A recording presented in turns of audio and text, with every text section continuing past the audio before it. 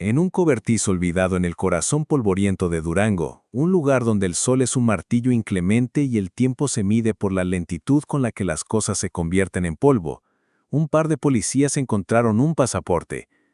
El hallazgo ocurrió en julio de 2025, a más de 700 kilómetros de donde el mundo había visto por última vez a su dueño.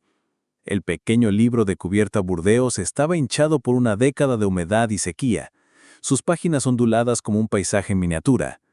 Y en una de esas páginas, junto a un sello de salida del aeropuerto de Frankfurt, había una mancha.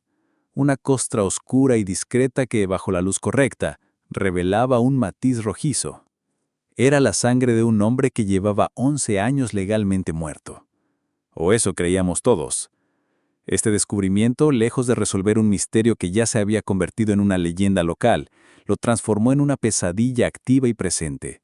Una historia que todos pensaban que había sido sellada para siempre por las piedras y el silencio de las montañas, de repente se reabrió con una violencia silenciosa, como una herida mal cicatrizada. Para entender cómo un documento de viaje perdido pudo resucitar tantos fantasmas, para comprender el verdadero peso de esa pequeña mancha de sangre, debemos rebobinar el tiempo.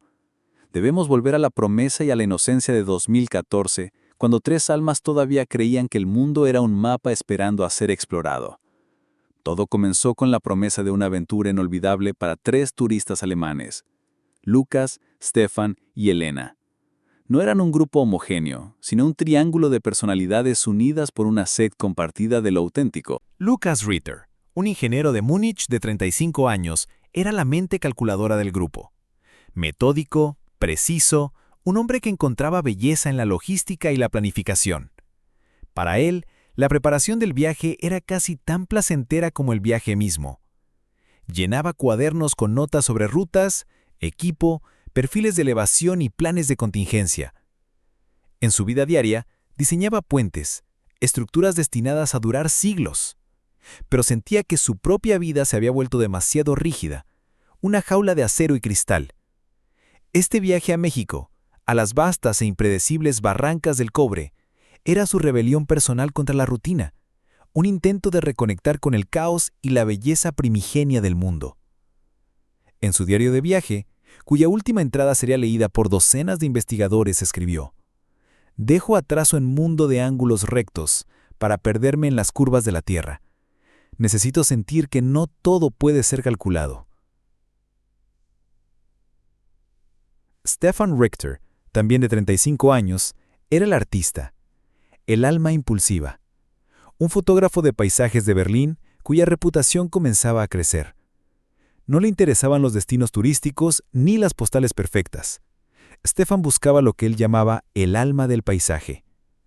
Estaba obsesionado con una fotografía que había visto años atrás, un amanecer sobre las barrancas del cobre, con la niebla llenando los cañones como un océano blanco, y los primeros rayos de sol pintando de oro los picos. Esa imagen se había convertido en su grial. Invirtió miles de euros en equipo, una cámara de formato medio, lentes especializados y un dron para capturar perspectivas imposibles. Para Stefan, este viaje no era por placer. Era una peregrinación profesional y espiritual. «La gente fotografía lo que ve», le dijo a Elena una semana antes de partir. «Yo quiero fotografiar lo que la montaña siente». Y luego estaba Elena Schmidt, de 30 años, el ancla emocional y pragmática del trío. Como médica de urgencias en Hamburgo, su vida era una secuencia de decisiones de vida o muerte tomadas en segundos. Era tranquila, observadora, y poseía una calma que a menudo se confundía con timidez. Era la responsable de la seguridad del grupo, con un botiquín de primeros auxilios que parecía el de una pequeña clínica de campo. Pero su rol iba más allá. Mientras Lukas planeaba la ruta y Stefan soñaba con la luz, Elena observaba a la gente, la cultura, las pequeñas interacciones. En un último correo electrónico a su hermana, escribió: «Lukas y Stefan ven las montañas. Yo espero ver a la gente que vive en su sombra. Hay algo en las fotos de esa región, una mezcla de belleza y dureza que me llama. Siento que es un lugar que te cambia o te rompe. Espero que a nosotros nos cambie». No eran aventureros imprudentes. Su preparación era casi militar. Durante un año, Se sumergieron en la cultura y la geografía de la Sierra Tarahumara. Devoraron libros de historia, aprendieron frases básicas en español y estudiaron los patrones climáticos de la región. Su destino, el Parque Nacional Barrancas del Cobre, es un sistema de cañones más grande y profundo que el Gran Cañón de Arizona. Un lugar de una belleza tan monumental como su indiferencia por la vida humana. Su ruta, meticulosamente planeada por Lucas, los llevaría a través de senderos remotos, culminando con el ascenso al Cerro del Gigante. No es la escalada más técnica de México, pero su aislamiento es absoluto. Se puede caminar durante días sin encontrar un alma, un lugar donde la civilización es solo un recuerdo lejano. A principios de octubre de 2014, aterrizaron en Chihuahua. El aire seco y el sol brillante eran un marcado contraste con el otoño gris de Alemania. Pasaron 2 días en la capital, aclimatándose y comprando provisiones de última hora. Luego tomaron el famoso tren El Chepe, una maravilla de la ingeniería que serpentea a través de la Sierra Madre Occidental. Se bajaron en el pueblo mágico de Krill, el corazón turístico de la región. El pueblo era una mezcla vibrante de mochileros internacionales, comerciantes locales y la presencia silenciosa y digna del pueblo rarámuri, los legendarios corredores de pies ligeros que han habitado estas barrancas durante siglos. Se alojaron en un pequeño hotel rústico, cuyo dueño, un hombre llamado Miguel, recordaría sus rostros durante años. Eran diferentes a la mayoría de los turistas, contaría Miguel a los investigadores semanas después. No tenían prisa. Se sentaron conmigo, me mostraron sus mapas. El ingeniero, Lucas, me hizo preguntas muy específicas sobre las fuentes de agua. El fotógrafo, Stefan, solo quería saber desde dónde se veía mejor el amanecer. Y la doctora, Elena, ella casi no hablaba, pero escuchaba todo. Tenía una mirada muy intensa. Antes de partir, hicieron una última consulta. Miguel les recomendó hablar con un guía local, un viejo rarámuri llamado Mateo, que conocía la sierra como la palma de su mano. Se reunieron con él en la plaza del pueblo. Mateo, un hombre de piel curtida por el sol y ojos que parecían contener la historia de las montañas, examinó sus mapas en silencio. Finalmente, asintió. «La ruta es buena», dijo en un español lento y medido. «Pero la sierra tiene su propio espíritu. No le gusta la arrogancia. Vayan con respeto, escuchen al viento y observen a los animales. Si el coyote se calla, ustedes también». Les dio un último consejo, uno que resonaría con un eco siniestro en el futuro. Hay 2 tipos de peligros aquí. El de la montaña, que es honesto, una caída, una tormenta. Y el del hombre, que es como la serpiente de cascabel. No siempre avisa antes de morder. Cuídense de ambos. Dejaron 2 maletas con su ropa de ciudad y recuerdos en el almacén del hotel de Miguel, prometiendo volver en 2 semanas, el 17 de octubre. La mañana del 3 de octubre, con las mochilas cargadas y los espíritus en alto, caminaron hacia las afueras de Krill y se adentraron en el sendero. Miguel los vio irse hasta que sus figuras se convirtieron en 3 puntos de colores brillantes contra la inmensidad ocre y verde de la sierra. Fue la última vez que alguien que los conocía los vio con vida. Los primeros 4 días transcurrieron según el meticuloso plan de Lucas. El grupo avanzó a buen ritmo, maravillados por la escala del paisaje. 2 veces, Stefan encontró una señal lo suficientemente fuerte como para que su teléfono satelital enviara mensajes cortos a casa. Día 1, lo logramos. El aire aquí es diferente, lleno de pino y tierra. Esto es más grande de lo que cualquier foto puede mostrar. Todo increíble. Día 3, llegamos al mirador del cañón de Urique. Las piernas duelen, pero el alma está llena. Stefan no ha parado de tomar fotos. Elena dice que parecemos niños en una dulcería. El espíritu intacto. Los mensajes eran postales digitales de felicidad, tranquilizando a sus familias en Alemania. No había ni una sombra de alarma, ni un indicio de que algo fuera mal. La mañana del 8 de octubre, el 5º día, Stefan usó su cámara para tomar la que sería la última fotografía conocida del grupo. La imagen, recuperada semanas después de su cuenta en la nube, era dolorosamente normal. Mostraba a Lucas y Elena de pie, con el imponente macizo del Cerro del Gigante llenando el fondo. Parecían cansados, sus rostros curtidos por el sol y el viento, pero sonreían a la cámara. Lucas tenía el brazo sobre los hombros de Lena. No había rastro de miedo o ansiedad. Llevaban ropa de alta montaña preparada para el frío. Detrás de ellos, el borde de su brillante tienda naranja era una mancha de civilización en un mundo salvaje. Era la prueba definitiva de que estaban vivos, bien y exactamente donde decían estar. Poco después de esa foto, Lucas envió el último mensaje. Estaba dirigido a su hermano, Mark, en Múnich. El texto era simple y pragmático, típicamente Lucas. Nos acercamos a la base del gigante. El tiempo está empezando a empeorar. Nubes bajas.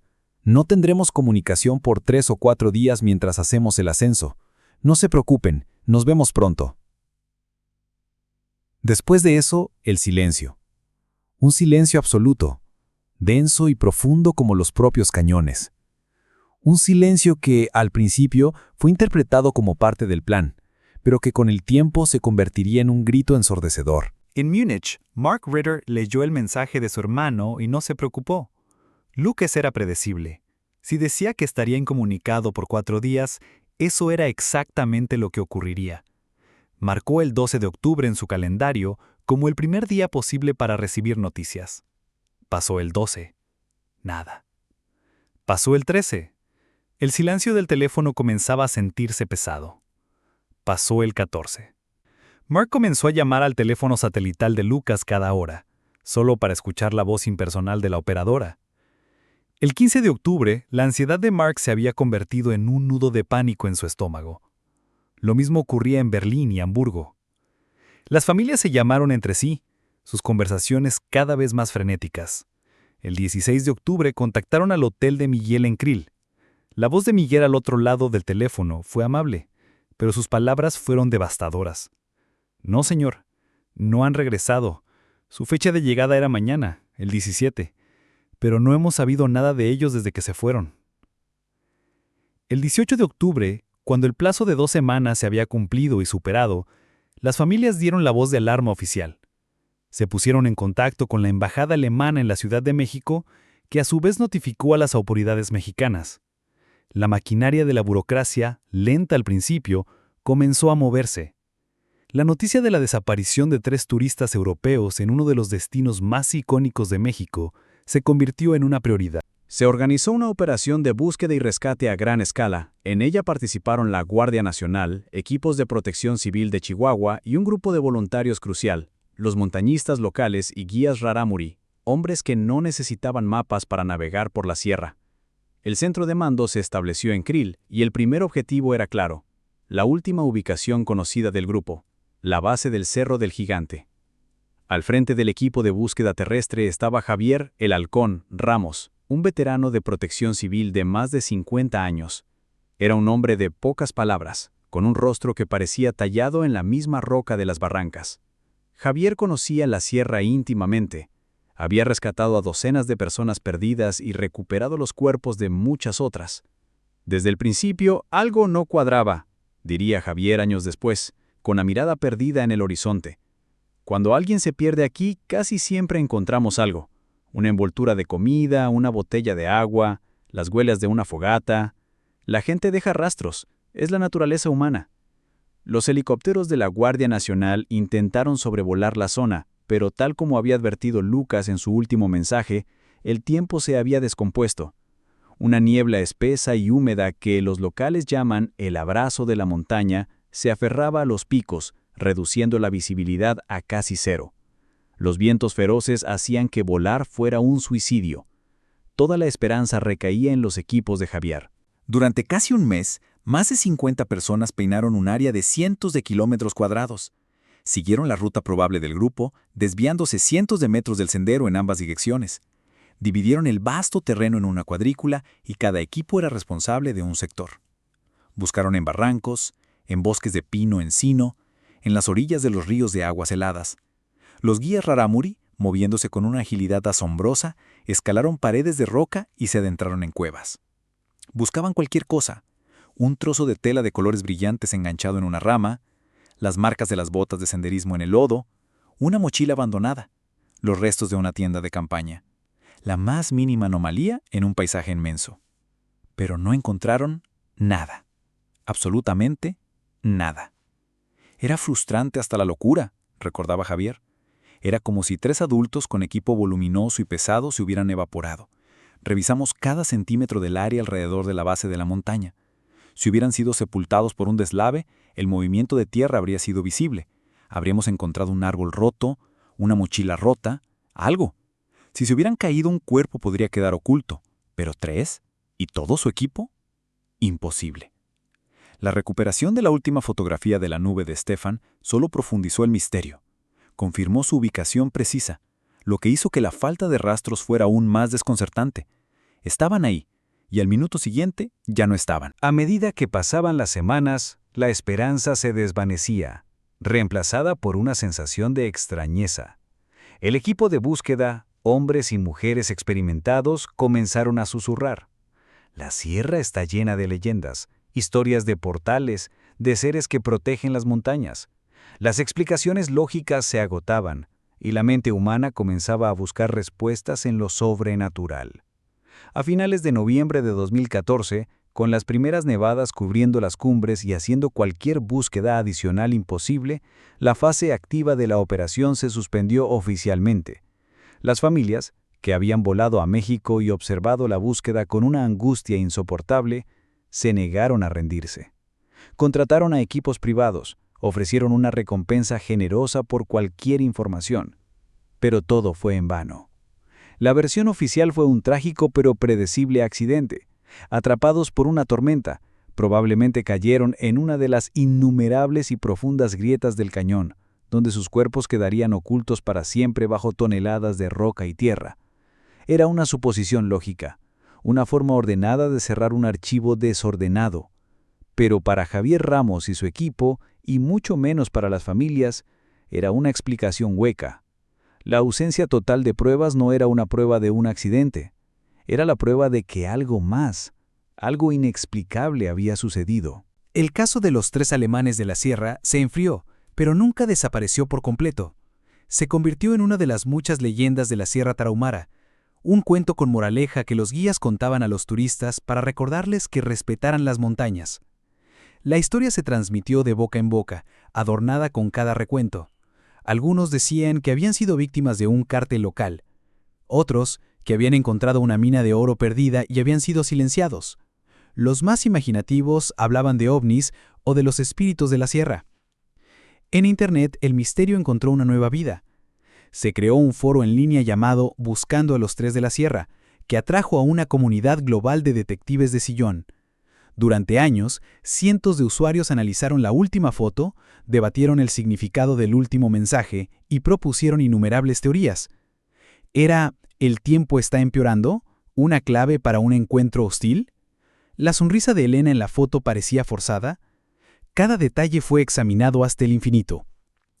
Mientras tanto, una joven periodista de la Ciudad de México, Sofía Navarro, que trabajaba para una revista de investigación, escribió un largo artículo sobre el caso en 2016, 2 años después de la desaparición. Entrevistó a Javier Ramos, a Miguel, el dueño del hotel, e incluso viajó a Alemania para hablar con las familias. Su artículo concluyó que la teoría del accidente era la menos probable. La sierra no se traga a la gente sin dejar un solo rastro, escribió. El silencio en este caso no es la ausencia de sonido, es la presencia de un secreto. El caso se apoderó de ella, convirtiéndose en una obsesión profesional que nunca la abandonaría del todo. Los años pasaron, 11 de ellos. El mundo cambió. Las familias de Lucas, Stefan y Elena envejecieron. Sus esperanzas erosionadas por el tiempo hasta convertirse en una cicatriz de dolor sordo. El caso se convirtió en un archivo polvoriento en una oficina del gobierno de Chihuahua. Una tragedia más, olvidada por todos, excepto por aquellos cuyas vidas había destrozado. Y entonces, en 2025, la realidad se hizo añicos. La historia no continuó en las frías y majestuosas montañas de Chihuahua, sino en un ejido anónimo y calcinado por el sol en el estado de Durango, a más de 700 kilómetros al sur. Un paisaje completamente diferente, la pampa seca y agrietada, donde el viento arrastra el polvo por llanuras infinitas, y los únicos relieves son los cactus y las pequeñas serranías que se ven a lo lejos como huesos de dinosaurios. Aquí, la vida transcurría lenta y dura, y aquí vivía un hombre llamado Isidoro Montes. A sus 60 y tantos años, Isidoro era una figura casi mítica en la región, y no por buenas razones. Era un ranchero solitario, poco sociable, callado, y según la mayoría de sus vecinos, un hombre con malos pensamientos. Vivía solo en una ruinosa casa de adobe en los límites del ejido, y se ganaba la vida criando un pequeño rebaño de ganado. Durante años, los ganaderos de la zona habían sospechado de él. A veces una vaca o un becerro desaparecía de sus tierras, y curiosamente, el rebaño de Isidoro parecía crecer, pero nunca había pruebas. Hasta junio de 2025. Varios ganaderos, cansados de las pérdidas, instalaron cámaras de vigilancia ocultas. Las imágenes fueron claras. Mostraban a Isidoro Montes, en medio de la noche, guiando ganado ajeno hacia su propiedad. Con pruebas en video, la denuncia fue sólida. En julio de 2025, Isidoro Montes fue detenido por abigeato, robo de ganado. Era un caso rutinario para la zona, casi trivial. El juez local lo declaró culpable, y como Isidoro no tenía dinero para pagar la multa y restituir el valor del ganado robado, se dictaminó el embargo de sus bienes. Una mañana calurosa de julio, 2 agentes de la Policía Estatal de Durango llegaron a la propiedad de Montes para hacer un inventario. El cabo Romero, un joven de apenas 25 años, y su compañero, un sargento veterano, se encontraron con una escena de desolación. La casa de adobe se estaba desmoronando, y el interior olía a humedad, a soledad y a algo más, un olor agrio y desagradable. Pero lo más interesante no estaba en la casa, estaba en el cobertizo. El cobertizo era una estructura decrépita, una trampa mortal de lámina oxidada y tablones podridos que gemían con cada ráfaga del viento caliente. El sargento le dijo a Romero que empezara por allí. El interior era un caos, un museo de la decadencia. El aire era espeso, casi irrespirable, una mezcla de tierra húmeda, óxido y excrementos de roedores. Estaba lleno hasta el techo de chatarra. Herramientas oxidadas, muebles rotos, neumáticos viejos, rollos de alambre de púas y un sinfín de objetos inclasificables. El cabo Romero, con una mueca de asco, comenzó a revolver los escombros sin mucho entusiasmo. Era un trabajo sucio y aburrido. En un rincón oscuro, debajo de un montón de trapos viejos y grasientos, su mano tropezó con algo duro y rectangular. Lo sacó a la luz del sol que se colaba por las rendijas del techo. Era un pequeño libro de cubierta burdeos oscuro. Estaba deformado, hinchado por la humedad de incontables estaciones de lluvia y endurecido por el sol implacable del desierto. Romero intentó abrirlo, pero las páginas estaban pegadas. Con un esfuerzo, logró separar la portada. En la primera página vio el emblema de la Unión Europea, el círculo de estrellas doradas sobre un fondo azul y la palabra Reise Paz. Un pasaporte. Alemán. «Sargento, venga a ver esto», llamó Romero. El sargento se acercó, intrigado. Juntos examinaron el hallazgo. El pasaporte estaba en pésimas condiciones. Con cuidado, lograron despegar la página de la fotografía. Mostraba el rostro de un joven de pelo corto y mirada seria. La tinta del nombre estaba corrida, pero legible. Stefan Richter. Nacionalidad, Alemania. Los 2 agentes se miraron. El nombre no les decía nada, pero encontrar un pasaporte alemán en el cobertizo de un ladrón de ganado en medio de la nada en Durango era, por decirlo menos, extraño. Fue el sargento, un hombre con casi 30 años de servicio, quien hizo la conexión. «Espera un momento», dijo, frunciendo el ceño. «Richter. Alemanes. Hace como 10 años, cuando yo estaba empezando, hubo un caso enorme. Unos turistas alemanes que se perdieron en la sierra de Chihuahua. Nunca los encontraron. Se los tragó la tierra». El ambiente en el cobertizo cambió instantáneamente.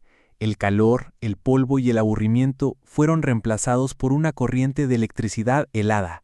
Se dieron cuenta de que lo que tenían en sus manos no era solo un documento perdido, podría ser la llave de un misterio de una década. El hallazgo fue inmediatamente incautado como prueba y llevado a la comandancia en la ciudad de Durango. Allí, un detective llamado Alejandro Morales, jefe de la unidad de casos sin resolver, buscó el nombre de Stefan Richter en la base de datos nacional. Unos minutos más tarde, la pantalla de su computadora se llenó con la información del caso de 2014.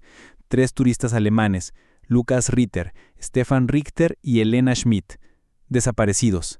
Búsquedas infructuosas. Caso cerrado. El caso, frío y polvoriento, de repente se volvió candente.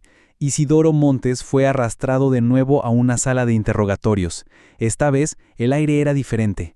Ya no se trataba de unas cuantas vacas robadas. El detective Morales, un hombre corpulento y paciente, se sentó frente a él. No dijo nada durante casi un minuto, simplemente dejó que el silencio se espesara. Luego, deslizó una bolsa de plástico transparente sobre la mesa. Dentro estaba el pasaporte. ¿Le resulta familiar, señor Montes?, preguntó Morales con una voz tranquila. Isidoro bajó la vista hacia la bolsa. Su rostro, una máscara de indiferencia tallada en piedra, no mostró la más mínima reacción, ni un músculo se movió. «Lo encontré», murmuró Isidoro, su voz rasposa como la tierra seca. «¿Dónde lo encontró? En la carretera, cerca de aquí». «¿Cuándo?» «No me acuerdo. Hace mucho. 6, 7 años, quizás más». Las respuestas de Isidoro eran provocadoramente vagas. Morales presionó. ¿En qué carretera exactamente? ¿En qué condiciones? ¿Había algo más con el pasaporte? Estaba tirado en el lodo después de una lluvia, dijo Isidoro encogiéndose de hombros. Lo recogí, lo vi y no servía para nada. Lo aventé al cobertizo con las otras porquerías y se me olvidó. Se comportaba como si le estuvieran preguntando por una botella vieja que había recogido, no por el documento de identidad de una persona desaparecida en un caso de alto perfil. Morales sintió un escalofrío. El hombre que tenía delante no era simplemente estúpido, su calma era antinatural. Su silencio no era el de un inocente confundido, era un silencio pesado, calculado, un muro. Mientras tanto, el pasaporte fue enviado al Instituto de Ciencias Forenses en la Ciudad de México. Los expertos lo sometieron a un análisis exhaustivo. Confirmaron que había estado expuesto a la intemperie durante un largo periodo.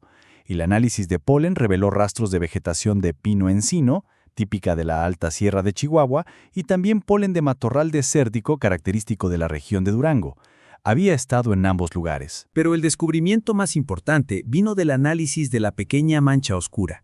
Un técnico que la examinaba bajo un microscopio de alta potencia notó la estructura celular.